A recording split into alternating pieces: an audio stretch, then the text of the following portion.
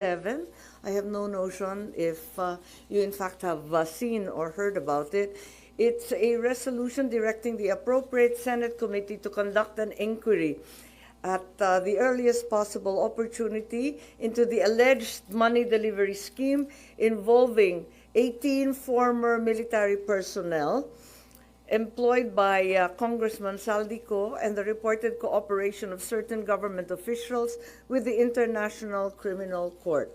And we were all dismayed by the revelations yesterday, and as a result, I am hopeful that this will be the beginning of a very serious and comprehensive investigation which will result in charges and punishment if there are guilty parties.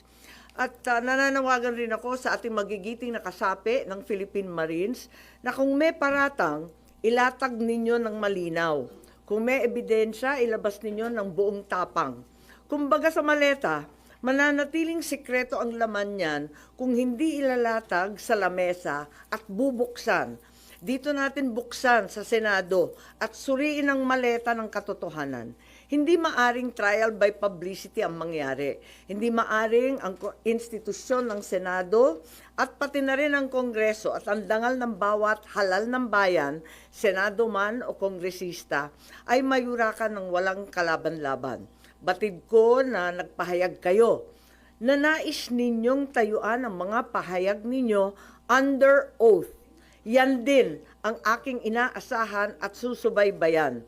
Tama ang hakbang na yan upang maging opisyal ang lahat.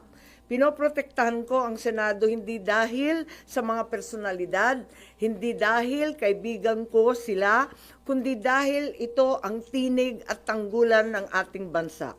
Kaya kung ang mismong tanggulan ang inaakusahan, marapat din na dito magharap-harapan na. Sa ilalim ng panunumpa, sa ilalim ng batas, sa harap ng taong bayan. Huwag tayong masiyahan sa likod lamang ng isang press conference. Kung kayo'y tunay na naglilingkod sa katotohanan, magharapan tayo dito sa Senado. Ang Senado ay hindi tatakbo o tatalikod, lalo na kung may nadawit na hindi dapat. Sa aking mga kasama na senador, ito rin ang pagkakataon para linisin ang inyong pangalan at itindig ang dangal ng institusyon. Maraming salamat po. Andito naman po yung affidavit. Siguro nakita naman ninyo yung joint affidavit na mahaba na ginawa ng ating mga Marines kahapon.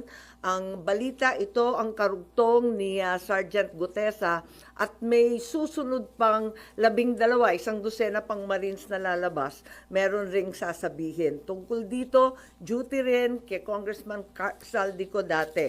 Meron rin umiikot na iba't ibang mga link matrix, siguro nakita na rin ninyo.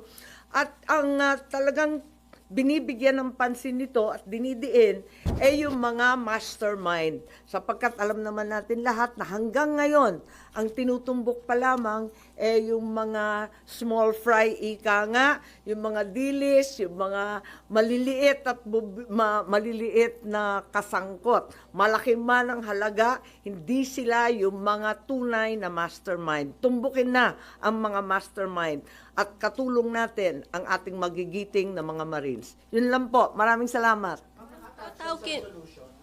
Po?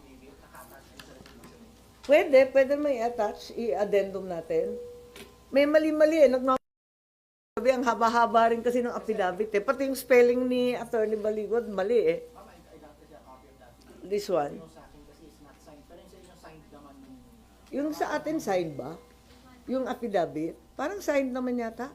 Ma'am, how can we be assured na magiging objective kapag dito sa Senado inimbestigahan?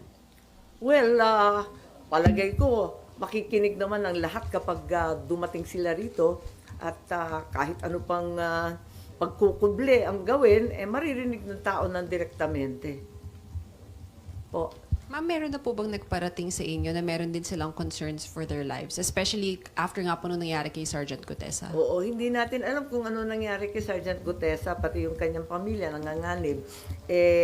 lahat itong mga Marines na to, matagal ko nang naririnig na nais lumabas, yun nga lang, nag-aalala sa kanilang buhay, ang trabaho at buhay din ng kanilang pamilya. Ma'am, if ever po mag-agree sila na humarap po dito sa Senado, Hindi can ba the Senate... nagbo-volunteer yung Attorney Levy kahapon? Opo. Na patawagin daw sila at handang-handa daw sila. Can the Senate offer them any protection po? I hope so. Karapat dapat lamang na talagang protektahan sila. Ang mahirap sa Pilipinas kung tutuusin, kung yung mismo pang whistleblower ang pinarurusahan eh. Dapat may sadyang witness protection tayo. Ma'am, have you spoken with the majority about this? Are they also Wala, amenable nagulanta here? lang talaga ako kahapon. Nagulat lang kaming lahat. At nakikinig ako actually dun sa ICC, di ba, ikalawang araw ng pagbunyag ng confirmation of charges. Kaso, lumitaw ito, no? Pinapatay nga yung storya kaya inaasahan ko na sa pamamagitan ng resolusyon, marinig natin ang katotohanan. Pero, yun nga, nakikinig ako dun sa ICC. Biglang eto nga ang naging balita. Nagulat ako at may $2 million pa raw para sa ICC, sa gastos ng ICC.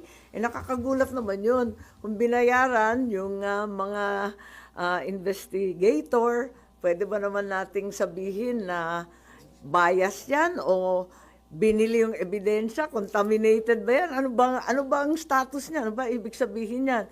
Tapos maya't-maya, inaabutan pa ng paper bag at kung ano-ano pang pandagdag daw sa kanilang, sa kanilang tsibog, tirahan, kung saan-saan lakad nila, nakakagulat naman yung ganun. Ma'am, in other news, may napili na daw si VP Sara na VP niya. By any chance, is that Hindi you? ko alam. Hindi ko alam. Akala ko magda-Davao style sila. Wala nang VP pipiliin. Basta karambola na kayo. So, did you talk to her about it? Ay, By any- wala. Ang problema lang ngayon si VP Sara at saka si former President Duterte at sila talaga ang humaharap na napakabigat na mga paratang. Isa kayo sa tinuturo na possible ng mga kasamahan nyo and even Duterte supporters. Talaga naman, forever running mate na ako ni Inday Sara. Running, walking, sitting, standing. Talaga namang suportado ko siya. So, may pag-uusap or kakausapin kayo Hindi. about it, no? As in, Hindi naman categorical no, ma'am? pinag-uusapan kasi ang layo-layo pa sa totoo lang. Parang siya lang naman talaga ang nag-announce. Di ko nga alam kung talagang handang-handa dahil sa palagay ko, naglulugmok na kasi at nalulungkot siguro yung mga naniniwala sa kay VP Sara, sa mga Duterte. Sobrang bugbog na sila Siguro, pambigay buhay na lang yun. At kahit walang masyadong handa, wala naman line-up, walang running mate na maayos, sige na lang.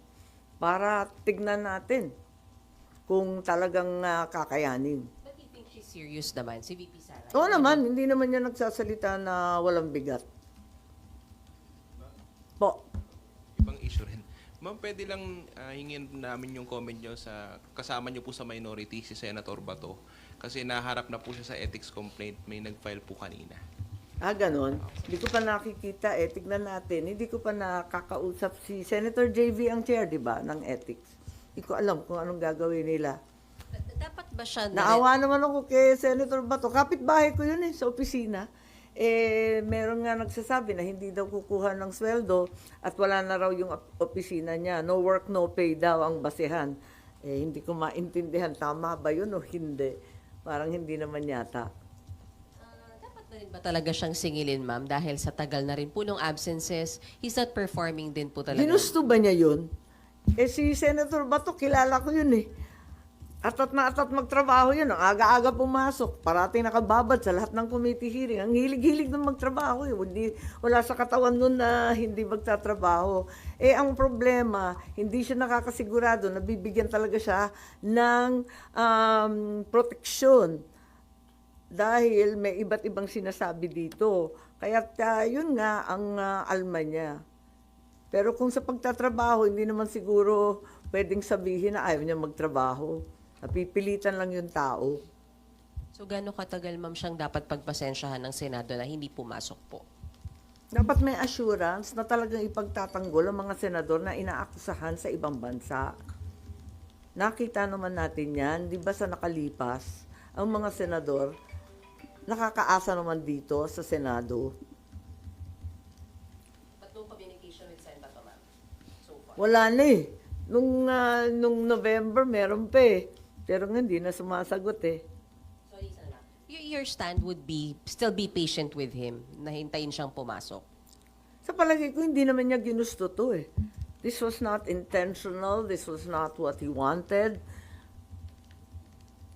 But if there are threats to his person, there are threats to him that will not be responded to, and he himself will not be protected, eh mahirap naman siguro pilitin yung tao na pumunta. Sana may assurance siyang konti na kahit papano, katulad ng dati, yung mga senador, pinagtatanggol ng Senado. Wala ngayon ba, tingin mo?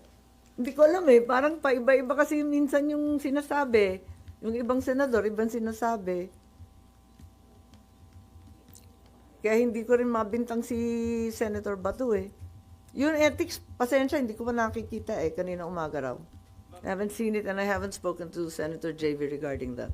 Pero ma'am, yung pong sa reso nyo, sa minority, may mga nagsabi na rin ba sa majority na pipirma po sila? Dun sa, Saan? Yung sa reso po, dun sa... Aling reso to? Yung sa minority reso, yung sa ICC.